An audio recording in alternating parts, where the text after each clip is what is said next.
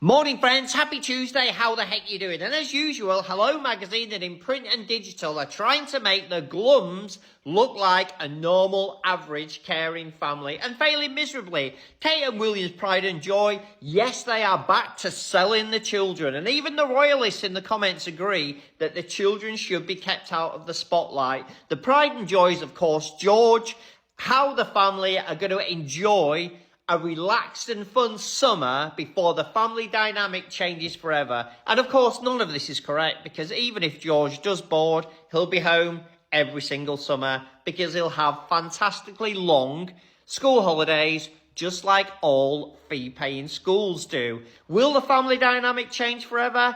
I don't know, and to be honest, I don't really care. And will this be a different summer of fun to the summer this family always has? £2 million a month. We don't see them for between 6 and 8 weeks. Zero accountability to the UK or the taxpayer. This is the world's biggest live pantomime. Okay. Thank you for letting us know, Princess, because for the longest time, I have been petitioning to you. Princess, sit down with that husband of yours. Sit down with him and just, talk to him. And I couldn't understand why. I couldn't understand why you could not just sit down with him and just put him straight about everything that's going on. But now I see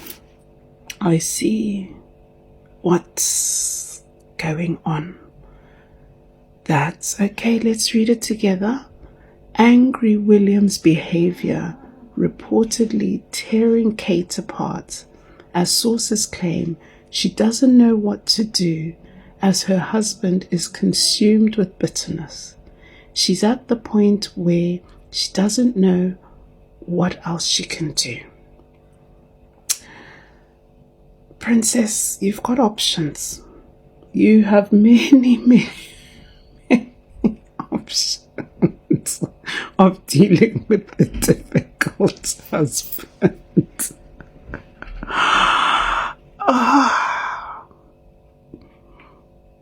Come on. This is the modern world, Princess. But maybe, Princess, you just don't know how to really talk to him. Because African auntie,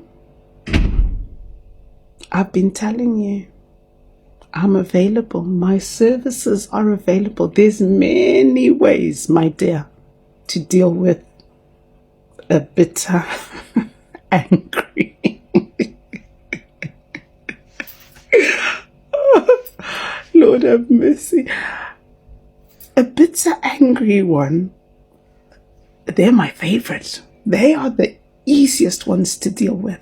So, Princess, maybe this is more about not valuing yourself here, because you should be the power behind the throne, my girl.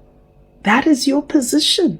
So maybe you need me to help him. I would be more than willing, because this is an easy fix, this one.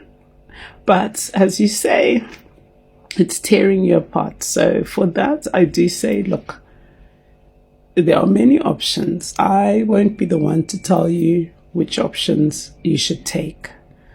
But a few weeks ago, you were telling us you were the one who was going to broker the peace treaty between the brothers. Now, today, you're telling us that you don't know what else to do.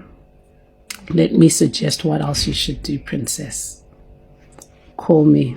Call African auntie.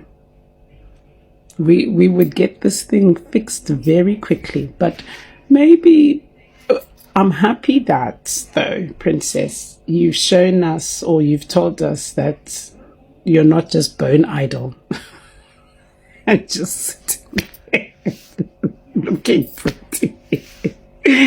You've been trying. I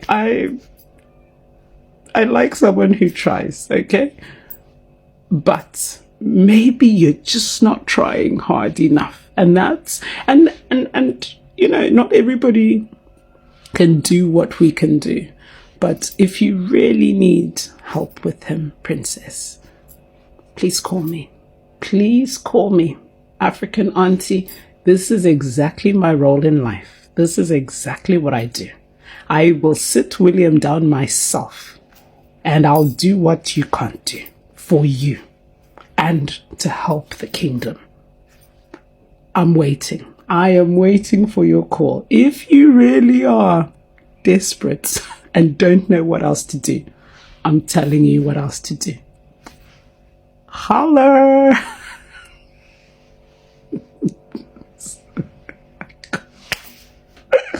Here we go again with the ultimate palace playbook. Whenever there's real noise, scandal, or questions about what these folks actually do all day, right on cue.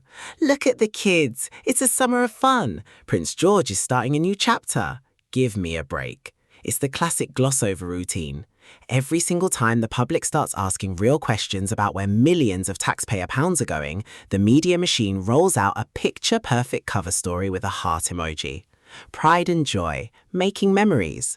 Regular working folks are out here working overtime, trying to cover rent, pay insane electricity bills, and stretch a grocery run. Meanwhile, the royals are taking off for 2 months of much-needed crucial downtime at a private estate. Downtime from what? Waving? Sitting in the royal box at Wimbledon? Let's call it what it is, a giant PR shield. They use those kids like a human press release to keep everyone saying, instead of asking why 2 grown adults with massive fortunes perform about as much actual labour in a year as a night shift worker does in a week. They get the glitz, the mansions and the free pass, while everyone else gets handed a magazine cover and told to feel happy for them. It's transparent, it's lazy, and the distraction tactic is getting old. They can push the cosy family narrative all day long, but out in the real world, people are seeing right through the sparkle. Now, squaddies, can we talk about the timing for a second? Because this is starting to feel less like a coincidence and more like somebody's favourite magic trick. Have you noticed the pattern? The moment things start getting uncomfortable, boom, here comes another glossy magazine cover. Happy family, big smiles, summer fun, everything sunshine and rainbows. And you're sitting there thinking, hang on, weren't we talking about something completely different 5 minutes ago? See, this is why regular people raise an eyebrow. Imagine your boss gets caught up in drama at work. Everyone's asking tough questions. Then the very next day, instead of answering them, he walks into the office with a framed family photo and starts talking about his holiday plans. You'd be like, mate, that's lovely, but can we get back to the actual issue? That's exactly how a lot of people are reacting. Nobody is criticising the children. Leave the kids out of it. They're innocent and they deserve a normal childhood. But let's not pretend adults don't know what they're doing. Magazine covers don't just fall out of the sky. Somebody approves the interviews, somebody chooses the pictures, somebody decides when those stories land. And somehow, funny enough, they always seem to arrive when the headlines aren't exactly flattering. What a coincidence. Or is it? That's the question people are asking. Because when stories about criticism, public frustration, or reports of tension start making the rounds, suddenly we're encouraged to stop looking over here and look over there instead. Look at the lovely family, look at the children, look at the summer plans. Meanwhile, the questions everybody was asking yesterday quietly disappear into the background. Come on now. Here's where people get frustrated. The kids aren't choosing magazine covers, the kids aren't calling newspaper editors, the kids aren't sitting around saying, right everyone, let's release another wholesome family story this week. Adults make those decisions. That's why every time another glossy family feature pops up, people don't look at the children, they look at the grown-ups behind the curtain. And have you noticed how predictable it has become? 1 minute people are asking uncomfortable questions. What has William actually achieved lately? Why are there complaints about his work ethic? Why does criticism seem to disappear so quickly? Then suddenly, look, summer holidays. Look, the children are excited. Look, the perfect royal family. Hold on a second, what happened to yesterday's conversation? It's like going into a restaurant, ordering a steak, and the waiter brings you ice cream instead. You're like, mate, this looks nice, but it's not what I asked for. That's how many people see these stories. Nobody's saying family moments shouldn't exist. The issue is when they keep arriving exactly when the spotlight starts getting uncomfortable. That's when people start asking, who's really benefiting? Because while everybody is busy talking about school holidays, birthday portraits, and happy family snapshots, the bigger questions quietly disappear. questions about public service, questions about priorities, questions about whether the people paying for this institution are actually seeing enough in return. Those conversations suddenly get buried under another round of, look how adorable. Come on now, regular people aren't fooled that easily. If your manager keeps missing deadlines, you don't forget because they bring pictures of their kids into the meeting. If your local politician isn't delivering, nobody says, well, at least they had a lovely family weekend. Real life doesn't work that way. People expect accountability, not constant distractions. And here's the part that makes me laugh. The more often this play gets repeated, the easier it is to spot. At this point, some people don't even read the headline first. They ask, okay, what story is this replacing? That's where public opinion starts changing. The family feature stops feeling like innocent news. It starts looking like a shield. And once people start seeing it that way, every smiling photograph raises another question instead of ending the conversation. Because in the end, squaddies, this isn't about 3 children enjoying their summer. It's about adults deciding what the public sees and what they don't. And the more those choices seem to steer attention away from difficult questions, the more people will keep asking the same thing. All right, but what are we not supposed to be talking about today? And here comes the funniest part of the whole circus. Imagine if Harry and Meghan pulled this exact same move. If they put Archie or Lilibet on a magazine cover with a big shiny headline about their summer of fun, the royalists would lose their absolute minds. The headlines would be wall-to-wall rage. Look at them exploiting the kids. I thought they wanted privacy. How dare they? The hypocritical double standard is so loud it's practically bursting speaker cones. When Will and Kate throw their kids onto front pages to cover up bad press, the tabloids call it wholesome family values.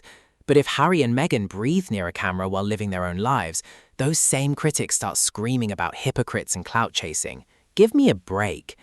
Everyday folks see right through the fake outrage. It's the classic workplace setup where the manager's favorite employee can show up late with a coffee and get a promotion, while the person they don't like gets written up for breathing too loud.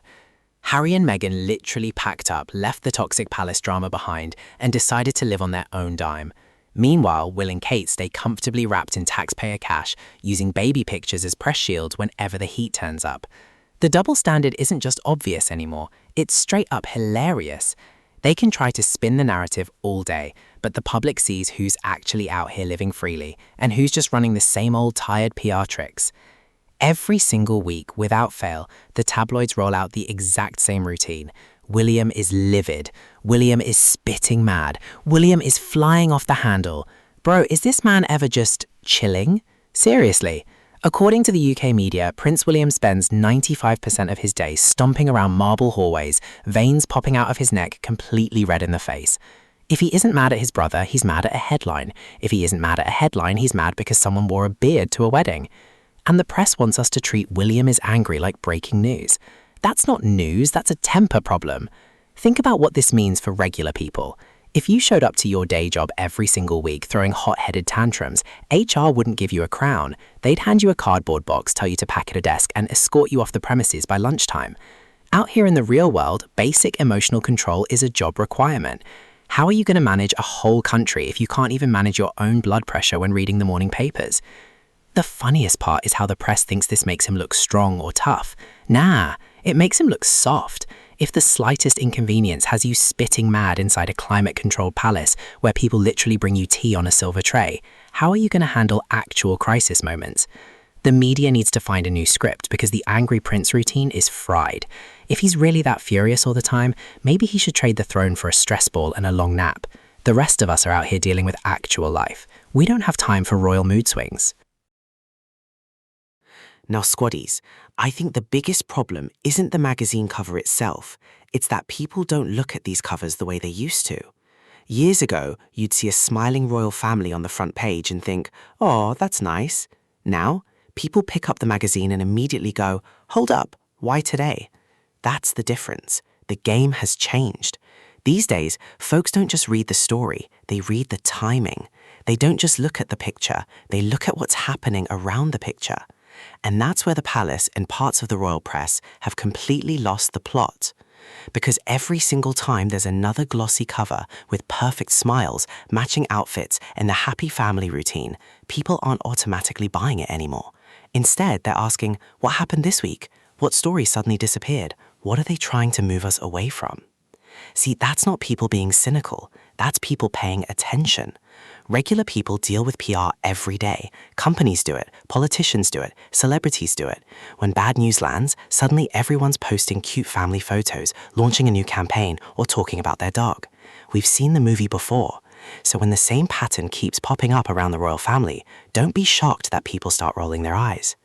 And can we talk about some of these royal newspapers for a second? Because honestly, sometimes they don't feel like journalists anymore. They feel like unpaid cheerleaders. Every week it's perfect parents, perfect marriage, perfect future king, perfect this, perfect that.